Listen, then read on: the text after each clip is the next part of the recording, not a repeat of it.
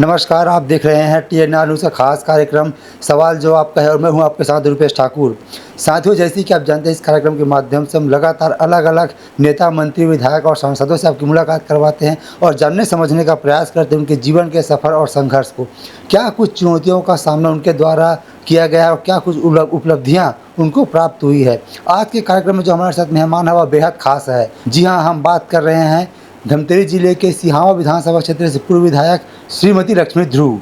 आपका बहुत बहुत स्वागत है। नमस्कार। चर्चा में आगे बढ़ेंगे दीदी, उससे पहले हम जानना चाहते हैं कौन है लक्ष्मी ध्रुव, कैसे आपका राजनीति में आना हुआ, शिक्षा दीक्षा कहाँ तक हुई। वैसे जो राजनीति में रुचि रखते हैं वो तो आपके बारे में ज़रूर जानते हैं, लेकिन फिर भी हमारे दर्शकों के लिए। मेरा जन्म 24 अगस्त 1963 को बालोद जिला के ग्राम बोरतरा में हुआ था। मेरे पिताजी का नाम स्वर्गीय सुखलाल ठाकुर और मेरी माता का नाम देवकी उइके। हम लोग 8 भाई बहन, बहनों में मैं सबसे छोटी। हम लोग 4 बहन 4 भाई, बहनों में मैं सबसे छोटी। और मेरे पिताजी ने सभी बच्चों को बराबर पढ़ाया। हमारे घर समानता का अधिकार डॉक्टर अंबेडकर जी के द्वारा दिया हुआ पूरा लागू था। लड़कों और लड़कियों के बीच भेदभाव नहीं था। जो जितना पढ़ना चाहते थे सबको पढ़ाया। हालांकि बचपना बहुत आर्थिक संकट था उन दिनों, तो सभी के घर ऐसा था।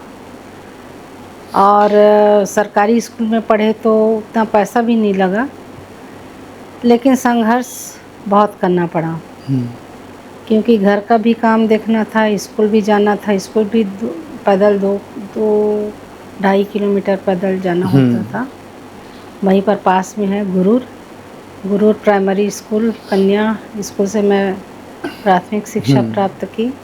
मिडिल स्कूल 9th क्लास तक मैं उच्चतर माध्यमिक शाला गुरूर में ही प्राप्त करी। और 10वीं पढ़ने मैं रायपुर में छात्रावास में रह के पढ़ी। ट्राइबल हॉस्टल था। और दानी गर्ल्स स्कूल में मेरी 10वीं और 11वीं की पढ़ाई हुई।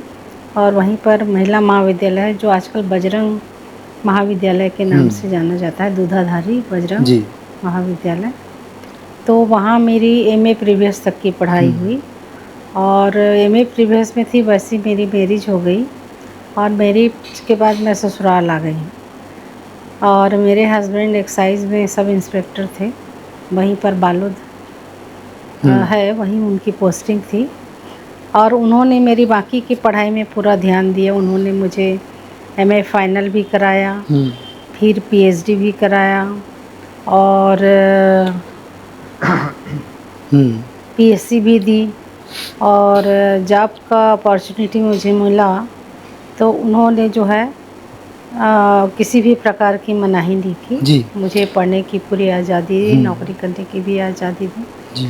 और मेरे सास ससुर ने भी मुझे बहुत सहयोग किया। समानता का और अधिकार। पति और सास ससुर और मायके वालों का पूरा सपोर्ट मुझे मिला, जिसकी बदौलत मैं आज यहाँ पर। जी, समानता का अधिकार आपके परिवार में चला, जिसके बदौलत आज आप एक विधायक के रूप में काम कर जनता की सेवा किए हैं। लेकिन जब आपके पास एक बढ़िया ऑप्शन था, पढ़ी लिखी थी, राजनीति शास्त्र में आप MA किए हैं, PhD होल्डर हैं, तो जब प्राध्यापिका का काम आप कर रहे थे, 29 वर्षों का बहुत लंबा होता है समय, उसके बाद ऐसा क्या हुआ कि आपका राजनीति में आना होगा? क्या कुछ ऐसा कुछ घटना इस दौरान घटा?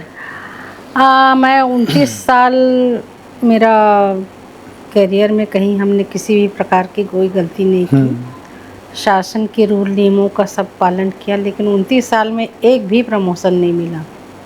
आदमी तो चाहता है ना, इतना दिन रात काम करो तो। और मेरा 63 पेपर जो है पब्लिश हुआ। ISSN जो मार्क वाला जो पत्रिका होती है, और जितना सरकार के जो नियम थे उसको हमने फॉलो किया, लेकिन प्रमोशन नहीं दिया गया। तो हमें काम करने में मन नहीं लगा और ऐसा लगा कि हमको अब फील्ड में करना चाहिए। हमारे क्षेत्र की सेवा करना चाहिए, जिस क्षेत्र ने हमको इतना दिया है तो अब क्षेत्रवासियों का सेवा करें, हम लोग के मन में था। और 1 साल बाद मेरे हस्बैंड रिटायर होने वाले थे और उसी समय मुझे पेट्रोल पंप भी अलॉट हुआ था, जिसके कारण मैं जॉब छोड़ दी। और मेरा मन शुरू से था कि मैं पॉलिटिक्स में आऊँ, जनता के बीच रहूँ, जनता का काम करूँ। और मुझे इसमें बहुत आनंद आता है। मेरा कब मंडे होता है, कब संडे, कब सुबह, कभी शाम, मेरे को पता नहीं चलता, क्योंकि मेरी रुचि है लोगों की जानने, लोगों की समस्या सुनने, लोगों की समस्या का हल करने।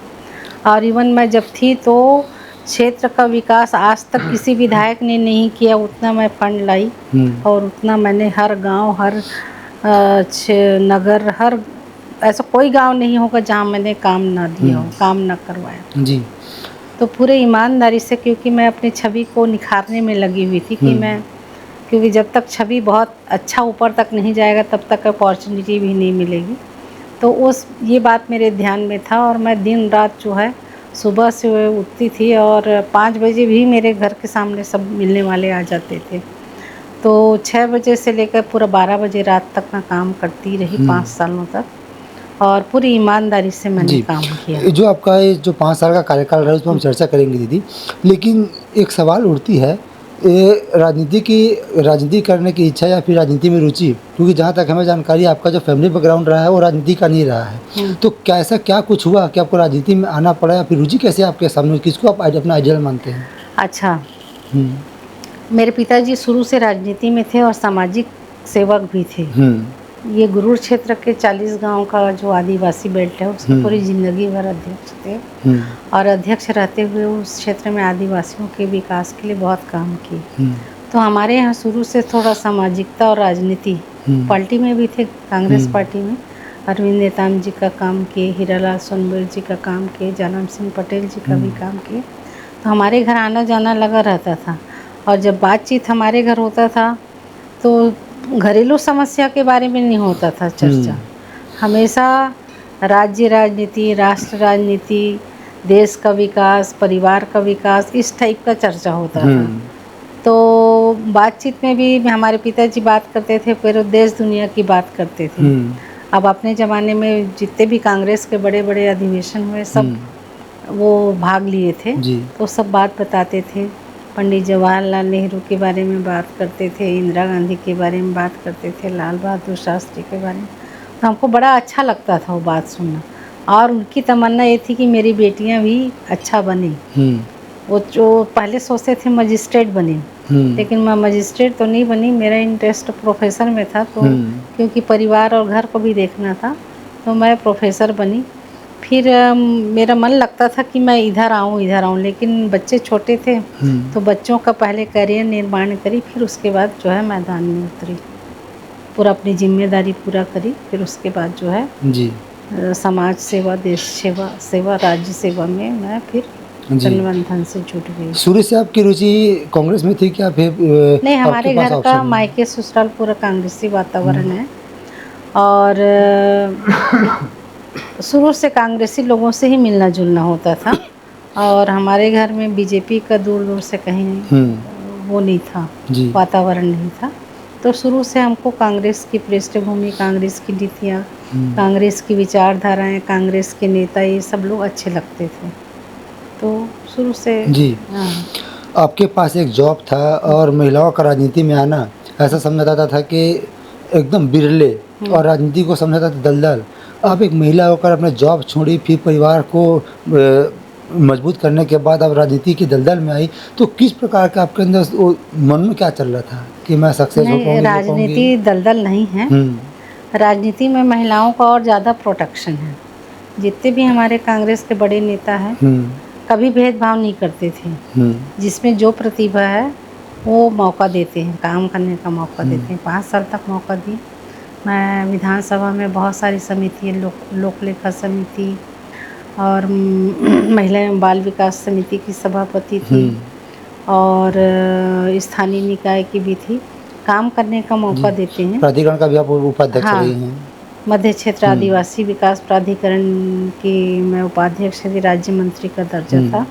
उसमें भी मैंने ईमानदारी से पूरा काम किया तो काम करने का, जिसमें जो प्रतिभा है, काम करने का मौका देते हैं, बताते भी हैं, रास्ता दिखाते हैं बड़े नेता, और मार्गदर्शन भी देते हैं, प्रोटेक्शन मिलता है। अब खुद ही का चरित्र खराब रहेगा उसको नहीं कह सकते, लेकिन राजनीति दलदल नहीं है। देश दुनिया को समझने का बहुत बड़ा अवसर है।